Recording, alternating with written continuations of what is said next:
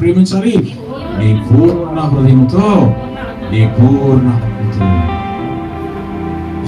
ఆయన మనం ఏం చేయాలి? ప్రేమించాలి. ప్రేమించడం అంటే వర్షిప్, ఆరాధన. ఏంటిది? అంతే కదండి. నిన్ను వలే నీ పొరుగువాడిని.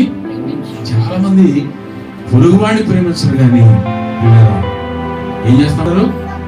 అబ్బా, ప్రార్థన చేస్తూ ఉంటారు, ఉపవాసాలు చేస్తూ ఉంటారు, ఏమండి సేవ చేస్తూ ఉంటారు. ఇంకా అంటే క్రైస్తవ గురించి నేను చెప్తున్నాను.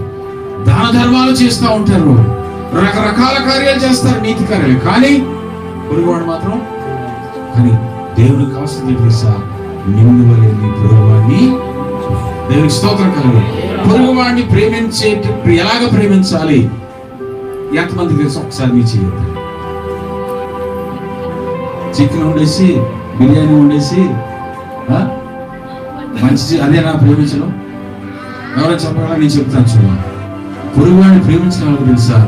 నువ్వు నడిచి వెళ్తున్నప్పుడు నీ కాళ్ళలో ముళ్ళుగుచ్చుకున్నావు అనుకోండి, నీ కాళ్ళలో ముళ్ళుగుచ్చుకుంటే నీ కళ్ళు ఏం చేస్తాయి? ఏడుస్తాయి కదా. కాళ్ళలో ముళ్ళుగుచ్చుకుంటే కళ్ళల్లో ఏడుపు వస్తుంది. నిన్ను వలే నీ పొరుగు. ఎందుకు వస్తుంది ఏడుపు? గుచ్చుకుంది ఎవరి కాలంలో? పక్కడు కాలం గుచ్చుకుంటే భలే మంచి పని అయింది రా బాబా, అవునా కదా? చాలా మంది చేసింది. ఎవరైనా పక్క వాళ్ళకి ఎవరికైనా బాగోలేదు అనుకోండి, వాళ్ళ జీవితాలు పాడైపోయాయి అనుకోండి, ఏమండి వారు చాలా భయంకర పరిస్థితుల్లో ఉన్నారు, వాళ్ళంటే మనకు నచ్చదు అనుకోండి, వారంటే కోపం అనుకోండి, ఎలా ఉంటుంది మనకి? వాళ్ళు బాధపడుతుంటే మనకి చాలా ఆనందంగా ఉంటుంది, సంతోషంగా ఉంటుంది.